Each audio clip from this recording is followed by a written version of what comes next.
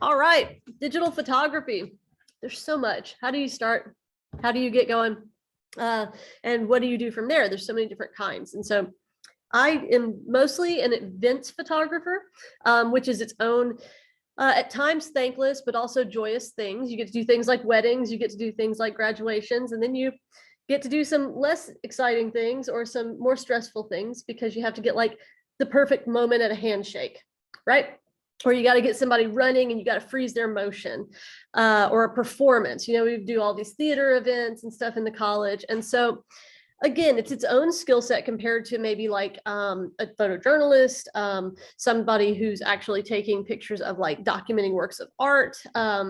There's artistic photography. There's so many different things. And so in my role with the internship coordination and supervision, I manage a team of professional photography interns. And so they're doing all kinds of different stuff. And so between that and the courses I teach where we do modules on digital photography, the goal is that there's always a range of people who have different levels of skill in certain areas or in photography in general. Some people have never picked up a camera, and some people have a camera and maybe you're only shooting on auto. Today, the goal in a very short amount of time is to make you an expert at photography. No, it's to get you shooting on at least aperture priority mode, if not manual. And so we'll talk about the best ways to do that, and we'll do a little bit of hands-on stuff. I know some of you on Zoom may not have the same accessibility, but there are also some really cool camera simulators out there too. So if you want to just kind of, take a lunch break and do some of it, just to kind of, I don't know, flex those muscles a little bit, it's also easy enough to kind of, build up to going out on a photo walk. The other thing that we'll talk about a little bit higher level is how to get to understand each of these different settings.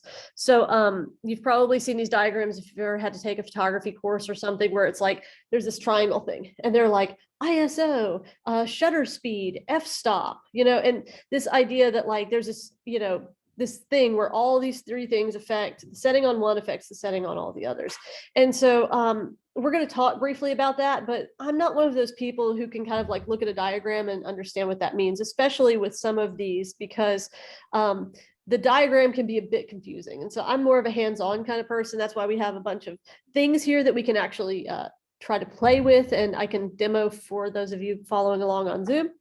But so what we're going to talk about today is the first step is getting you away from shooting on auto. And the reason for that is cameras are not very good at figuring stuff out, what's in front of them or what you want to kind of put in your photo. And so getting away from auto is going to allow you more control over your camera, and it's going to allow you to not pop that flash every time you're in a dark space. That flash color is kind of like not the best, and it kind of gives you this kind of hyper bright versus super dark kinds of things. If you've ever seen bad camera, disposable camera flash or something at night, it looks terrible. And so getting away from auto is the first thing you can do just to kind of make yourself a little bit more kind of controlled as a photographer. That being said, switching over to P mode or S mode if you're on a Nikon, something that's going to allow you to change just one of those settings while keeping the other ones on auto is your next step. Okay. And so that being the case, if you have a camera in front of you, you can take it out, turn it on, and take your hand from auto and switch it to one of those other settings. The P mode, the reason for that is that's the one where you only control your ISO. Now, ISO, really the easiest way to explain that is brightness. How bright is the room you're in that you're taking pictures in? And so if you're outside on a sunny day, you'll notice the lowest ISO on your camera is probably 100. That means that if you're outside and there's plenty of light, you don't need to bump that ISO up at all. ISO 100, perfect, we love it. As you go into darker spaces, let's say you go indoors and there's less light, or maybe it's a cloudy day, or maybe we're going out and it's starting to get dark outside, or we're in a room that has terrible lighting, like, at a lecture or something. As you go into darker settings, your ISO has to go up from 100 to something higher. Each camera has a threshold of how much that ISO can go up before you start to see grain and noise. That's what it's kind of called when you see those gritty pictures in the middle of a nighttime shoot or something, and you realize that, wow, it's looking really grainy. You've probably seen it on your cell phone a lot. So whatever your camera's highest ISO isn't necessarily the highest you should go to. If your camera says 12,000 ISO, it's lying to you. You probably don't want to go above like 3,000 or 4,000 or something, depending on the quality of your camera sensor. So as you go up, you start to lose quality. So you want to kind of keep it as low as possible on the ISO. That being said, if you keep it on one of these other modes like aperture priority or something, the shutter speed and all the other stuff that's happening is happening automatically, like white balance and things. So if you just switch it to where you're controlling only your ISO, that will get you off of that thing where it pops the flash, and it will get you to at least start being able to understand the ways that the buttons and the settings go. So if you even just want to like try it around in the room while we're talking, go for it. It'll at least give you a sense of kind of what I'm talking about up here. The other setting that we're going to talk about today, and we have some really cool demos for that, is shutter speed. Shutter speed is the one that's based on how fast something is moving, the idea of it being speed, right? You get this idea. So shutter speed is if you think about, for instance, somebody running, and you've seen those pictures where like there's somebody blurry in a picture, or maybe there's motion happening and you couldn't get it to freeze in like a crisp way because people are moving around. That's what shutter speed's about. Sometimes you want it to look that way, like you wanted it like a car commercial where you see kind of this blur to make the car look really fast, or like somebody running on a baseball, field or something. Those are actually artistic things that you can do if you want them to look like they're in motion. But if you're trying to get that crisp image, you're going to have to make sure that your shutter speed is keeping up with the person at the speed that they're going. Shutter speed is a little bit more advanced, but it's also kind of one of these fun things. So after you manage to get that ISO going, shutter speed is the next one you'll want to try. And that is, it's basically the easiest way to think of it is in methods of time. So if you think about the fact that like 60 seconds is in a minute, if something isn't moving really more than just a very little bit, 60 seconds, that 1/160 fraction that you're seeing on your camera, that's actually going to be really as much as you're going to need to capture motion without a blur. That's what you call freezing motion. If you're trying to get something like that looks a little bit blurry, or that's, kind of, maybe you're trying to get pictures of the stars going across like star trails or something. You've seen these things in the galaxy photographs and stuff like that. Or maybe you're trying to get something that's a slower kind of thing that you need to use. Anything below 60, you're going to want to have it on a tripod, because even your hand kind of moving just a little bit when you're trying to get a photograph will cause things to blur if it's really kind of dark or if something's moving around. And so just kind of as a general rule of thumb for beginners and stuff, keep it at 1/60 and then go up from there to like 1/125 or 1/200 or something as things start moving faster. So if you stay at 1/60, that's probably a good place to at least start from, just so that you have something as you go down from like 1/150, 1/10, 1/whatever, you'll start to see a lot more blur. And that's just if people are standing in motion. Now, as people start moving faster in front of your camera, you're going to have to up that shutter speed if you're going to try to freeze them in motion. So let's say somebody who's playing the violin or something in front of you, right? And or a conductor or something, and they're kind of doing their hands and you're trying to get stuff. Anthony knows what I'm talking about because he's been taking a lot of music pictures this semester. You got to start bumping up your shutter speed so that you're clicking faster. Basically, that camera is taking less time to click and they're capturing the motion faster. That's probably the easiest way to just kind of explain it in basic terms without like all the technology and science and stuff behind it. So maybe if somebody's conducting and you're just getting some movement here, or maybe a handshake and you're trying to catch that person shaking hands at an award or something, about 1/125, you're still in pretty good shape. You can catch pretty much anything on that shutter speed. If you're just if you're in a well-lit room, everything else is great. You could just up that shutter speed to get that speed. As people start running, football players, stuff like that, you're going to want a really fast shutter speed to capture and freeze that motion. So that's actually another one of those things that as you get more experienced at, you'll know what those shutter speeds are. And so if you have a friend or if you have a young person around that likes to run around, the easiest way to do it is to just make them run in front of your camera and practice figuring out what shutter speed you can freeze somebody's motion at. experimentation is probably the easiest way to get out there and do it, most of all because you're just getting out there and taking more pictures. That's kind of the key to all of this. So those are kind of the two that you can kind of start playing around with, and they're easy enough to tell from each other. ISOs for light, shutter speeds for speed. It's easy enough. F-stop is that other one that's kind of a little bit trickier, and this is why it's really confusing, and I'm not showing you diagrams because, as Anthony and I were talking about last week, it's the opposite of what it sounds like it should be and what you think it should be. So the lowest one on your dial, if you're looking at your camera's kind of screen, is probably around f2.8. You've probably seen that on your camera, 2.8 or something like that. That in general, if you're just looking at that as a topic, can you let Tess in? Cool. If you're just looking at your f-stop or your setting there, f2.8 is going to give you the crispest thing in focus. So like, let's say you're taking a picture of somebody, like a portrait. You're going to want probably that person's face in focus the most, and you're not going to really care about what's behind them so much. So if you're doing that, like an f2.8 is a really good f-stop for something that you want to be in a tight range of focus.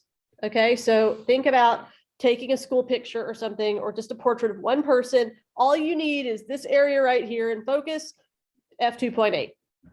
Now, as you go up, right, on your f-stop to higher numbers, and this is the way I'm going to try to teach it because there's so many other complicating things, and if I just do it this way, you won't look at those diagrams and it won't confuse you. If you bring that F number up, as you do that, more stuff starts getting into focus. Does that make sense to everybody? It's kind of like, okay, so 2.8, we're here and we're getting this very crisp thing. If you've seen like people with blurry backgrounds behind them, that's at 2.8, like in a portrait. As you go up, F5.6, okay, F10, F16, and you get a wide landscape photograph, okay, where the entire landscape in front of your camera, everything is wide open and you get that. So F16 is kind of the perfect high number, F number, for like an outside landscape photograph on a sunny day. Now, we were talking about that triangle thing with the ISO and the f-stop and the shutter speed. Now, if you want to kind of have a rule of thumb that you remember, it's easy enough to remember. It's called the sunny 16 rule. If you're outside and it's sunny and you want the whole thing in focus, F16, and then your ISO at your lowest, right? Because you're sunny, right? So 100 ISO and probably a shutter speed of about 60 to 125. You're probably really good in that range to get a pretty good setup. And as like, maybe it's less sunny, you drop it down to F14, or maybe as you want to get a closer picture of somebody, you drop it down. Does all of that make sense in a general idea? Those are the key terms that we're going to talk about as far as that stuff goes today. And then we're just going to play around because, again, you can see it more and apply it more when you're actually doing some of these things. That being said, now for the tricky part, all of those numbers on that triangle talk to each other. So as one of those numbers cranks up, the other ones try to compensate for those numbers. And you'll see what I mean when you start tinkering around with them. So like if you bump your shutter speed up really fast because you have somebody running, your camera's also letting less light in to it because you're trying to catch it faster and it's clicking faster and everything's capturing it faster. So as you're bumping up your shutter speed, you're also going to have to start bumping up your ISO, because you're not going to have enough light, and so you're going to have to capture it. And so as you change your shutter speed, you'll see that it starts getting darker. Same with your f-stop. As that F number starts going up, you're actually going to have to, compensate on your ISO and your shutter speed too. So that conversation is when you start shooting on manual mode, which we're not really doing today, because that's, if you want to do it today, that's great, go for it. But that's its own thing, and I don't want anybody to feel overwhelmed by it. So today we're just going aperture priority and ISO changing so that we can kind of get some other concepts down, and then we'll start kind of playing with some of these other ones once you try those. For those of you on Zoom, there are some really cool camera simulators, and those of you seeing my screen, you can see it. I'm going to drop the link in the chat to one of them. This is just Canon's camera simulator, and it's actually really, really fun. So I'm just going to show it here real quick so that y'all can see what I'm talking about. If you don't have a digital camera that you're playing with, but maybe you want to see if you can figure all this out before you buy a digital camera or something. Awesome. this is another one of those kind of ways that you can practice without having to have one. And so here's your aperture here, right? There, that F number thing. And so as we go down, you can see that, you know, we're at 2.8. Maybe we want to put our shutter speed up a little bit higher so that we can freeze that propeller, okay? And we want just like this crisp area and focused here. Now we're gonna go down to ISO and we can change our ISO. And again, this is a great way to practice because look, it's telling you on the exposure meter down here, it's very overexposed at 3200 ISO. So if you take this down more to maybe like 400, it's saying good exposure. And same thing if you start kind of changing your shutter speed, it'll tell you like, that's probably not a great idea. And so this will kind of tell you, so like 1/350 to try to capture that freezing, that motion. And then if you want to change your aperture, this is going to say, all right, 2.8, which is what we said. But if you take it up really high, it's going to say like, that's a terrible idea. So if you do this and you just are wanting to try to play with some of these, then you can actually take a picture and it'll show you. Ooh, it'll show you that's what the picture looks like. And so we might want to bump up our settings here a little bit more if we want to capture that propeller in motion a little bit or something. Or maybe we need to go up higher on ISO because it's a little bit dark. So playing with these settings and then like taking a picture to see what we like about it. Maybe we want a blurry propeller and we want super bright. And we're just going to try to see what this is going to look like. We'll take a picture.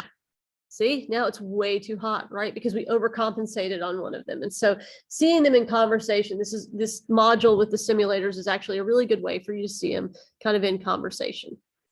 And so if you just wanted to play around with your shutter speed, you could do it and you could see how that works as you're doing it. Or if you want to do your aperture here.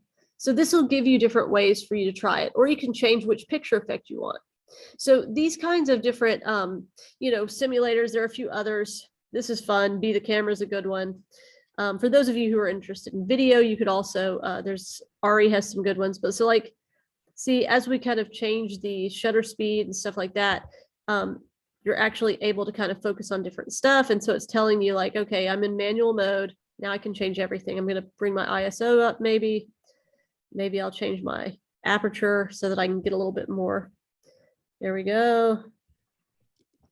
And then if you want to get the stuff in the foreground, again, you can change these to kind of see how you're doing. So if you're trying to understand all these settings, this is a great way for you to do that sort of thing. Okay, so I'm going to stop my share there. Does anybody have any questions before we actually start playing with cameras? Because that's like way more fun. Okay, that being said, I'm going to carry you around the room. All right. All right, so we have a couple of different stations here. The first one over here is going to be our natural lighting ISO settings here. So the fact that we have natural light, we can play with this idea. It's really beautiful and sunny outside and dusty and chick, and we haven't named the cat, but we can name the cat. You can come over here and you can try to figure out what ISO you want to use on your camera for this setting here. And then you can come over here to the station with the metallic black to figure out what your ISO is going to be with still natural light, but a black background instead of a white one. It will change a lot.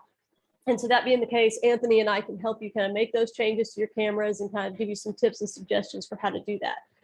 Once you've played with ISO, right, because that's where we started, the next one is shutter speed. Ooh, we've got lots of things that we can spin around so that you can learn how to figure out what the heck shutter speed is. So that being said, we'll play things in motion and then you'll be able to do this, which is my intern's favorite toy that my mom got me. It's one of these things where you can drop the little dots and you can actually see all the little, drops being kind of moved into the other side. And what's fun about this is a really great way to play with shutter speed because you're actually able to freeze the dots in motion or see them blur together. And so that'll give you a better idea and understanding of how to do this concept of shutter speed. And so I give out A+ for anybody that can freeze the dots, right? Because it means they figured it out. All right, so those are those two. And then these other ones over here. So we have some different things that we're going to talk about on this side. we can actually try to put some things here to figure out which f-stop we want. And so depth of field, is what you hear all the time, shallow depth of field or those kinds of things. We have these little toys here that we can kind of set up. We also have stuff behind them. So the thing is, if you want just the sculpture here, right, in focus, then you might want an f2.8 f-stop here. But if you want to get the entire scene with the magnets in the background and the whole deal, if you want everything in crisp focus, you're going to have to bring that f-stop number higher. And so that's another thing that we can play with as we're kind of, playing with our settings. Now, if you want to get really crazy and fun, the next thing we're going to do is we're going to talk about color, white balance. White balance is that last extra special thing that we're going to do. And the reason I kind of do that one last is it's the last one that you really need. I mean, to be honest, you don't have to figure out white balance right away. It's just kind of one of those things that's really good to start controlling more of your settings. And so if you've never thought about kind of white balance before, it'll say AWB. You're totally good for it. You can do AWB, that's absolutely fine. But if you want to start changing it, the letters that you're going to see, it's going to say like, I don't know, like 10,000 K or, 30,000 K or 5,000 K or, whatever it is on your thing. You're going to see these numbers, right? And you're going to say, what in the world is that? What am I doing? Well, what it is light has a temperature. And so what those numbers are Kelvin color temperatures. And so I will show you a diagram so that you can have it before we get started so you can play with it too. And so white balance is one of these things where a blue sky has a grade on a Kelvin scale, a red sunrise or something has a different color on Kelvin. And so I'm just going to pull up one of these diagrams. There are so many different ones.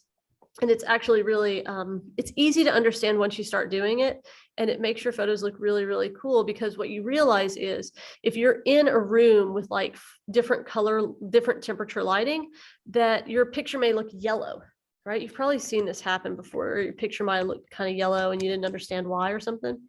The reason is because, let me share my Zoom screen for those of you zooming or watching the recording. Color temperature.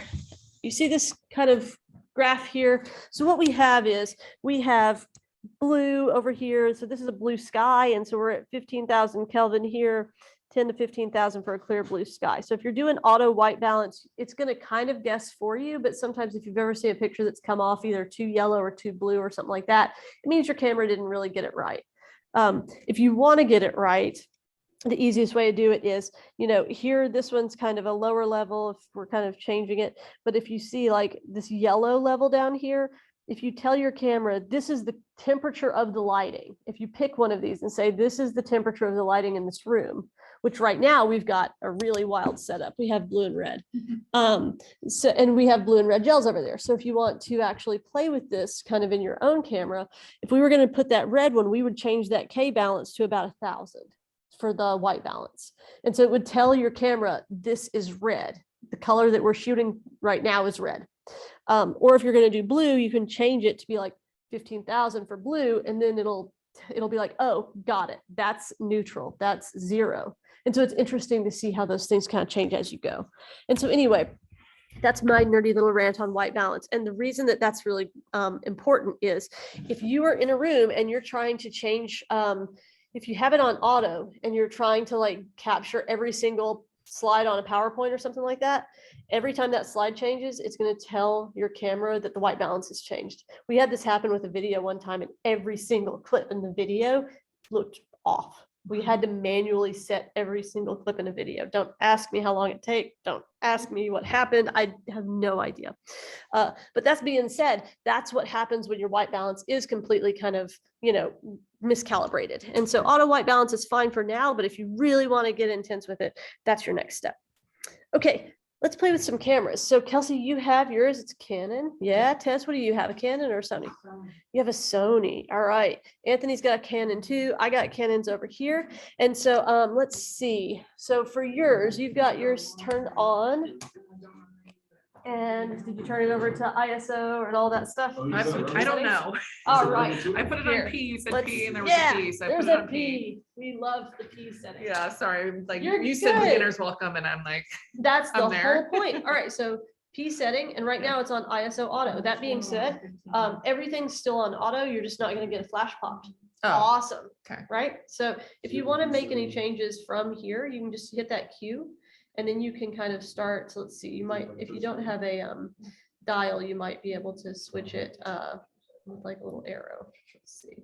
And so once you're on the display mode, yeah, so it has kind of different. So we want autofocus. We'll go back to that, said okay, great. And then you go over here on the top. Sometimes it'll also have these little dials that you can change stuff to. So that's kind of fun. And so if you're on your display, here's ISO. And so Okay. right now you're on auto ISO. But if you want to go over there and try one of these different ones, you can see which setting of Yeah. ISO it is. And so you can go back to your ISO button and you can play around with that. And then once you get it, you just set it and hit OK. Okay. And so that's your first button. And then from there, the other ones that you can change if you wanted to, you can switch it to manual after that. But go ahead and try the ISO. You can kind of run around the room and see which one of those feels the best. I'm going to show y'all with my camera so that you can see what the back of one of these cameras looks like. Great. All right. I got all the toys here. Okay. So here we go. I've got a Canon right now. I also have Nikons here too. But so back of the camera screen, you should see that we have all this stuff. I'm on manual just because like I want to control everything. I'm a control freak about my camera. Okay, but as you can see, here's all of my settings here. And when I want to change, if I want to see them, I'll just hit this Q button. Otherwise, it kind of goes away. But the little Q button for your display, or it might say display, is going to allow you to kind of make any changes you want. And so right now I've got it selected where I can change the ISO. Okay. And so if I select ISO, it'll allow me to start changing my dial. So we're in a very well lit room. If I bring this up really, really high, it's going to look terrible, right? So if I take that picture at 8,000, it's going to be all grain, and we don't want that. So if I take a super grainy ISO, look at how white and bright and terrible that looks. Wrong. So we've got to go back in and we've got to change our ISO to make it make sense. I'm going to go with about 800 in this room just because I've got the lights a little bit low. And if I take a picture with ISO on 800, it'll probably come out just fine. No problems. And then look at that. Accurate, nice ISO. It's a little bit hard to see because you're on the screen, but trust me, it looks gorgeous. After this is the case, let's switch over to manual once we've kind of controlled our ISO a bit. And if I'm switching on to manual, I can start changing like the shutter speed and all of those other things. All right, so I'm going to change my shutter speed. Now, if you have a Canon, there's usually a dial and you can actually do this little quick trick here where you can kind of change it on the top and you'll see it change.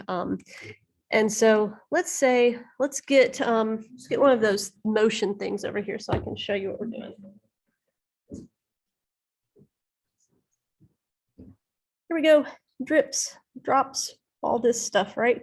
And it's going pretty fast. And so each of those drops, it's going to be really hard for me to freeze that motion. So I'm going to pull up my shutter speed so that I can capture that motion. And so I'm going to have to focus on these and I'm going to say, ready, go. And then I'll beg it to actually do it. I want to focus on you. But guess what? At 1/200, I was able to freeze motion. Oh, look at the dots. Wow. Right. And I know this is just like super ridiculous and basic, but at the same time, 1/200 will allow you to do that. Now, if I wanted like artistic blur, as I like to call it, I had somebody who used to say, we need shots of blurry museum people so that we can actually use them without permissions, requests and stuff. So for the blurry museum people in the room, I learned to get lots of blurry pictures where the art was still in focus, but the people were all kind of blurry. That being said, if I wanted to do that with these dots, I would lower my shutter speed. So instead of 1/200, I'm going to do it at something a little bit blurrier. So now we're down right now. I think I've just got it at 1/60. Probably won't get too much blur. So 1/60, you're seeing a little bit of blur, but not bad. It's okay. They're kind of running together a little bit. It's not perfect, but you're still getting a little bit of blur. Now, I'm going to take it down to like 1/25 because blurry museum people. That being said, I'm probably going to need to bring up some of my other numbers, like the ISO might be a little bit low for it. I'm going to just kind of tweak a few things just so that I can see what it's looking like. Now, when I turn it around, 1/25, it's going to be blurry. And if I had a tripod, now would be the time I would use it. But instead, I'm going to try to take this picture. And what you're going to hear is, hopefully, you hear how much slower my camera sounded when it took it? That's because it was taking longer to accept all of the light and try to get it. So see, they're a little bit more blurry. And that's partially because of my hand shaking. It's partially because I'm at a really low shutter speed. If I take it all the way down to like the lowest one possible, those things are going to run completely together. So let's try it again. And so as you're going down, you'll see, I'm going to switch it over so that it goes faster. Here we go. There, great. And so as you're hearing, my shutter speed is going really, really slow, and it's becoming very, very bright because again, it's staying open longer. And so the camera is actually getting blurrier and brighter as we go down on my shutter speed. So that was at 1/6 instead of 1/60. So you can see the difference in how fast things move. This is just kind of one of those fun exercises to do so that you can kind of get more familiar with it. A lot of sports photographers love playing with their shutter speed. Me, not so much. All right. If I'm dealing with trying to get people to dance and freeze motion, that's about when I'm into it. But so we've got some people over here at the ISO settings here for Dusty and Chick Chick. What do we got going on here, y'all? What's our ISO? Right now, mine was at 400. 400. Okay. I'm just trying to find my buttons because everyone has a Canon, and I'm like, I working with know the you Sony gotta over figure here. out your display. Yeah. Yeah. Got your, So, 'cause you I got just- it. You figured it out. Yeah. Good. Yeah. That's thank you, awesome. yeah. And so you can even capture them in motion if you wind them up. They like to race. Yeah, but we're not gambling, so you know it's all good. And then here's the kind of reflective surface, which is also kind of neat because if you're trying to capture a reflection, you can actually get some pretty interesting stuff here. But yeah, if you try those different ones. How are you doing over here, Kelsey? You gonna try shutter speed? I'm gonna try. All right. And we could take some photo walks this summer if you want. I'm going to be doing a few of those. Honestly, I feel like I just learned so much from. Oh, good. 10 minutes, I'm like, oh my gosh. Well, I want everybody to get away from auto because it makes it so much easier to learn piece by piece. Yeah, it's just there's so many, like what is piece stamp? What is it? And Yeah.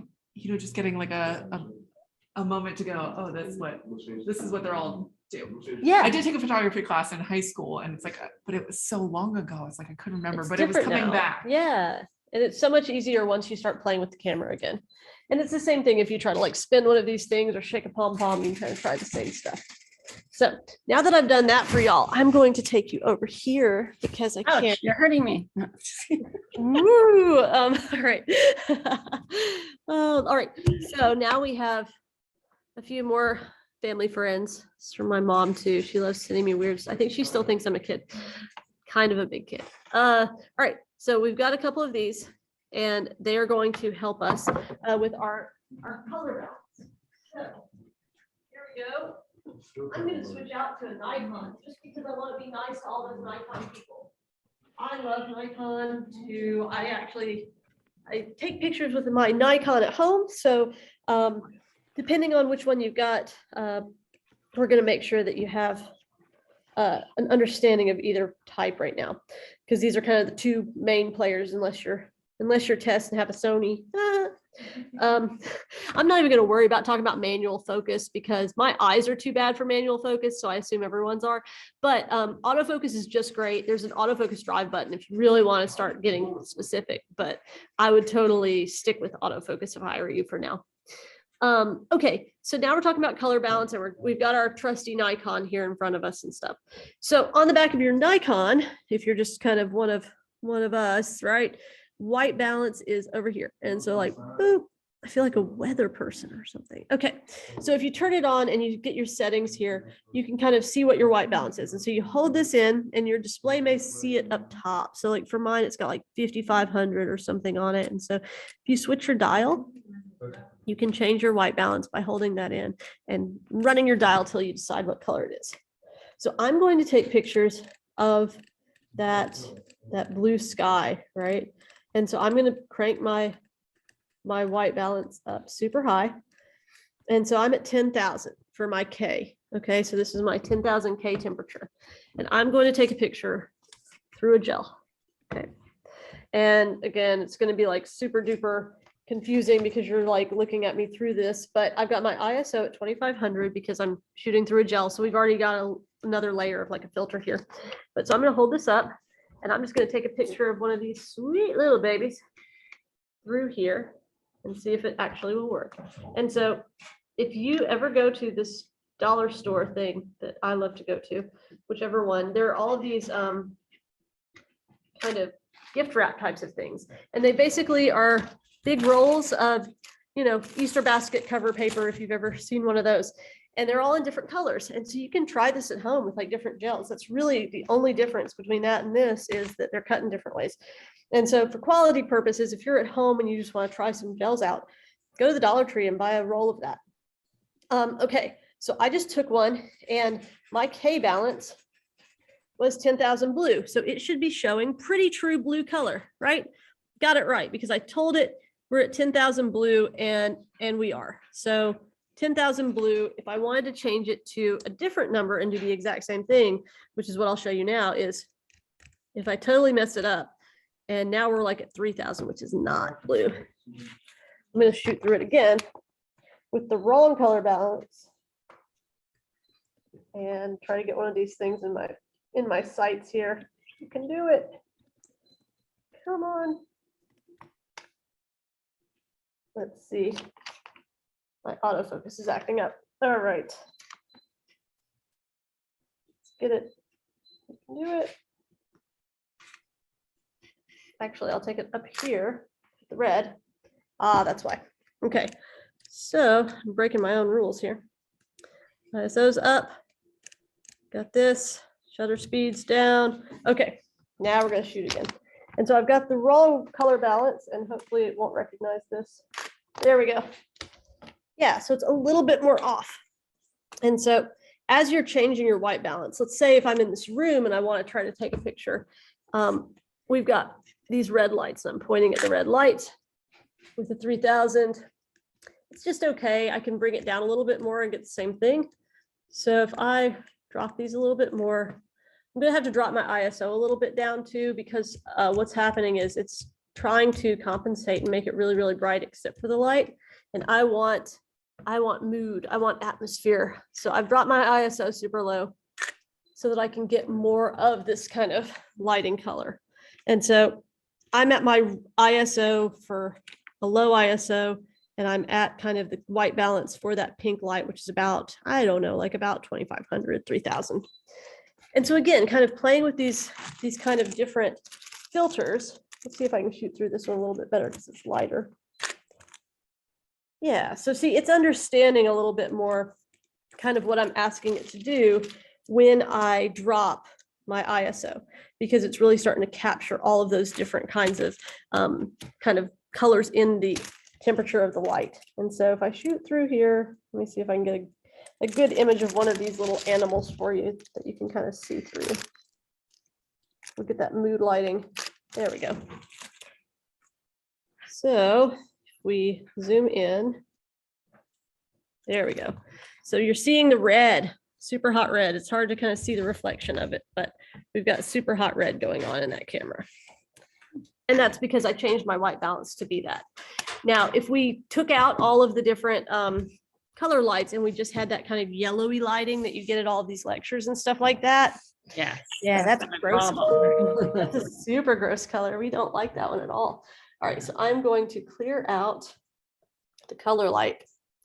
I'm going to give you yucky lights. Okay, so now we're just going to kind of pretend we're giving a lecture in this room, and you see that lovely kind of fluorescent color. Yeah, look at that temperature. Gross. If we're trying to take a picture in one of these rooms with kind of lecture lighting or something, and to be honest, this lighting's still not as bad because it's a little bit more fluorescent. If I wanted to change stuff on here, we would actually be able to, there are a couple of different options. So something kind of in between would be your best bet. So if I'm down low for one of them, if we go up to about 6,000 or so, we might be able to get that yellow funky look out. Let's do it. Ooh, yeah, it's still there, still gross. Let's crank it up some more.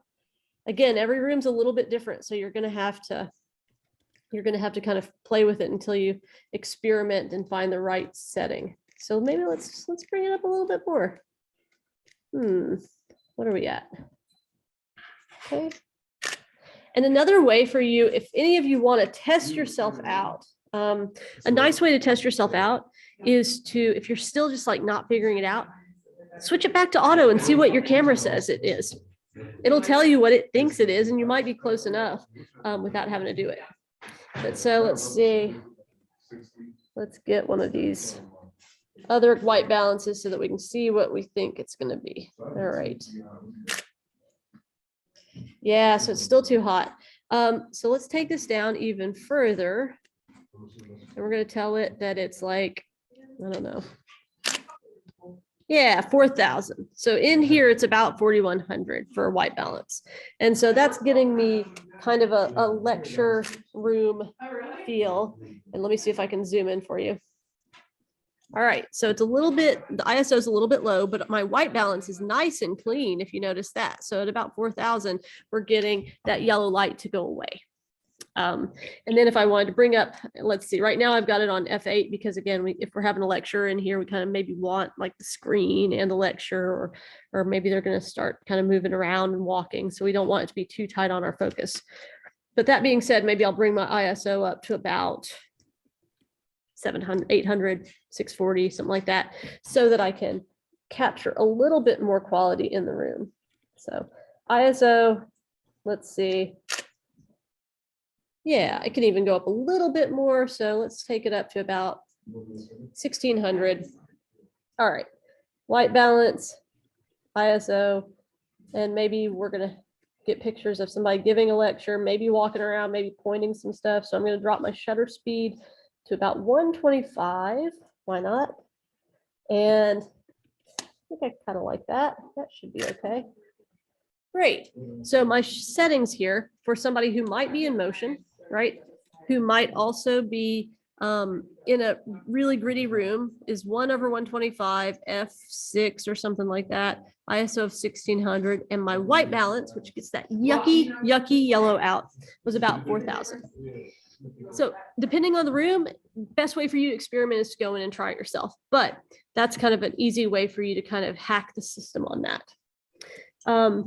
Let's do something else with f-stop just a little bit while we're here. So if we're trying to make one thing closer to the camera in focus and another thing like less close to the camera out of focus, we've got our little models here. Okay. So if we're playing with our f-stop, our aperture and all that stuff, right? We're trying to figure out, I'm going to put these in the room so that you can see them. There we go. All right. So if you're trying to get a picture of something and you're trying to see what you want in focus, you're going to need to drop your F number to maybe focus on just one thing and get some stuff out of the background a little bit less. And so for this one, let's see, I have this camera. It's on 5.3, which is, or wait, here we go. I've got 4.5 is the lowest F number I can have. So if I get in really close to, let's see, to this first image, this first sculpture in front of me, and I take a picture of it, if I get really close to that, all the stuff in the background of it is going to be less in focus. So that's a crisp, tight, low F number to get just the rat in focus, and the other stuff in the back is less in focus. Now, I change my F number to be higher up. Let's say, let me get like an F10. I'm gonna have to bring my ISO and stuff up probably so that it's not too dark. Maybe my shutter speed doesn't have to be so high because nothing's moving. So that's how I'll compensate, is I'll lower my shutter speed. to about 100 or something. I'll take F10 and then let's just see what that goes at. I'm gonna drop my ISO down. And so we'll just see what happens if I am shooting, trying to get a wider range of less shallow depth of field, a little bit more in focus. All right, so it's still a little bit too, that F10 means I've got to really crank my ISO a little bit higher to compensate. So now I'm going to be at like 2000 ISO, F10, and maybe 1/125 on my shutter speed. And here we go. So I got both of them in focus, and it's bright enough for you to actually see. And so my settings here were 1/125 for my shutter speed, ISO of like 2000 or something, and then an F10 for my focus area, so that so much more of it was in focus. And so you're just kind of playing with these things until you get kind of what you want. Sometimes it's artistic to kind of have like this shallow depth of field, but you're trying to get the thing behind it even. So let's say I want to get this one in focus here, and then I want this just to kind of be a blur in my camera. That's another way that you can kind of set them up. So I'm going to change my depth of field back to that shallow thing that we were doing. Okay. And then I'm going to lower my ISO because I don't need it to be high now that my F number is lower. And now I'm going to actually get really, really close, but I'm going to tell my camera, I want to focus on the thing behind the rat. And so I'll do that. I'm going to up my ISO just a little bit more. Okay. And so now I'm auto-focusing on the thing beyond the rat, but my F number is low. So now, let's see if I can zoom in on it for you so you can see it really large. The rat's blurry. The other thing is in focus, but my depth of field is tight, right? It's tight because it's on this thing and the other part of it's blurry.